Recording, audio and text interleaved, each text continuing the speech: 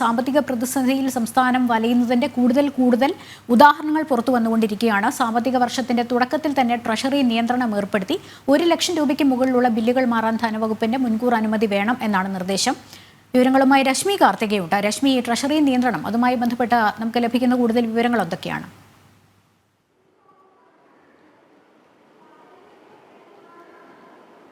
ലക്ഷ്മി, വീണ്ടും ട്രഷറി നിയന്ത്രണം ഏർപ്പെടുത്തിയിരിക്കുകയാണ്. സംസ്ഥാനം കടുത്ത സാമ്പത്തിക പ്രതിസന്ധിയിലാണ് എന്നുള്ളത് നേരത്തെ പല ദിവസങ്ങളായി നമ്മൾ കുറെ നാളുകളായി ചർച്ച ചെയ്തൊരു വിഷയമാണ്. ഇപ്പോൾ സാമ്പത്തിക വർഷ ആരംഭത്തിന്റെ ആദ്യം ഏപ്രിൽ മാസത്തിൽ തന്നെ ഈ ട്രഷറി നിയന്ത്രണം ഏർപ്പെടുത്തുന്നു എന്ന് പറയുമ്പോൾ സംസ്ഥാനത്തിന്റെ ഒരു സാമ്പത്തിക അവസ്ഥ അതിൽ നിന്ന് വളരെ വ്യക്തമാണ്. ഇതാദ്യമായിട്ടാണ് ഈ സാമ്പത്തിക വർഷാരംഭം ഇത്തരത്തിലൊരു നിയന്ത്രണം ഏർപ്പെടുത്തുന്നത്. 1 ലക്ഷം രൂപയ്ക്ക് മുകളിലുള്ള ബില്ലുകൾ മാറാൻ ധനവകുപ്പിന്റെ അനുമതി വേണം എന്നുള്ളതാണ് നിർദ്ദേശത്തിൽ പറയുന്നത്. ഏപ്രിൽ മാസം ആദ്യം തന്നെ ഈ 5 ലക്ഷം രൂപയുടെ ബില്ലുകൾ മാറാൻ ധനവകുപ്പിന്റെ അനുമതി തേടണം എന്നുള്ളൊരു നിർദ്ദേശവും മുന്നോട്ട് വെച്ചിരുന്നു. ഈ ശമ്പളവും പെൻഷനും ഉൾപ്പെടെ നൽകാൻ കഴിയില്ല. അതുകൊണ്ട് തന്നെ ആ ഒരു സാഹചര്യം കണക്കിലെടുത്തുകൊണ്ടാണ് സാമ്പത്തിക വർഷം ആരംഭമാണെങ്കിലും ഈ ട്രഷറി നിയന്ത്രണം ഏർപ്പെടുത്തുന്നത് എന്നുള്ളതാണ് സർക്കാർ വൃത്തങ്ങൾ നൽകുന്ന ഒരു വിശദീകരണം, ധനവകുപ്പിന്റെ ഭാഗത്തു നിന്നുള്ള ഒരു വിശദീകരണം.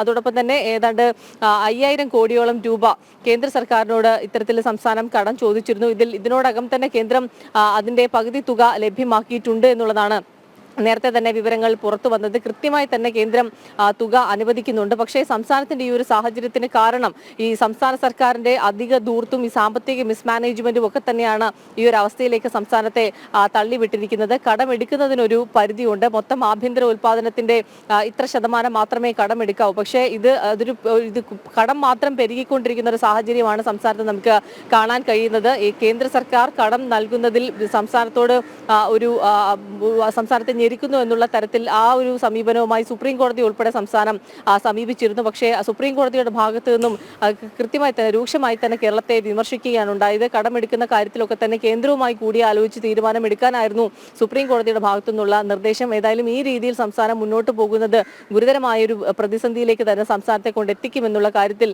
സംശയമില്ല. ശമ്പളം നൽകാൻ പണമില്ല, പെൻഷൻ നൽകാൻ പണമില്ല. മാത്രമല്ല ഓരോ വകുപ്പുകളും കടുത്ത പ്രതിസന്ധിയിലാണ്. പ്ലാൻ ഫണ്ടുകൾ ഒന്നും തന്നെ ലഭ്യമാക്കുന്നില്ല. ഓരോ വകുപ്പുകളുടെയും നിത്യ ചെലവിന് പോലും വകയില്ലാത്ത വിധത്തിലേക്ക് കാര്യങ്ങൾ നീങ്ങുന്നുണ്ട്. പക്ഷേ മറുവശത്ത് സംസ്ഥാന സർക്കാരിന്റെ ധൂർത്ത് യഥേഷ്ടം തുടരുന്നുണ്ട്. അനാവശ്യമായിട്ടുള്ള കാര്യങ്ങൾക്ക് സംസ്ഥാന സർക്കാർ ഇത്തരത്തിൽ പണം ചെലവഴിക്കുന്നു എന്നുള്ള ഒരു വിമർശനമാണ് പല തലങ്ങളിൽ നിന്ന് ഉയർന്നു വരുന്നത്. അത് BJPയുടെ ഭാഗത്തു നിന്നാണെങ്കിലും ഈ UDFന്റെ പ്രതിപക്ഷത്തിന്റെ ഭാഗത്തു നിന്നാണെങ്കിലും ഉൾപ്പെടെ അത്തരത്തിലുള്ളൊരു വിമർശനമാണ് നിലവിൽ ഇപ്പോൾ ഉയർന്നു വരുന്നത്. ഏതായാലും കടുത്തൊരു സാമ്പത്തിക പ്രതിസന്ധിയിലേക്ക് സംസ്ഥാനം നീങ്ങുന്നു എന്നുള്ളതിന്റെ സൂചനയാണ് ഈ സാമ്പത്തിക വർഷ ആരംഭത്തിൽ തന്നെ ഇത്തരത്തിൽ ട്രഷറി നിയന്ത്രണം ഏർപ്പെടുത്തിയതിൽ നിന്നും മനസ്സിലാക്കുന്നത്.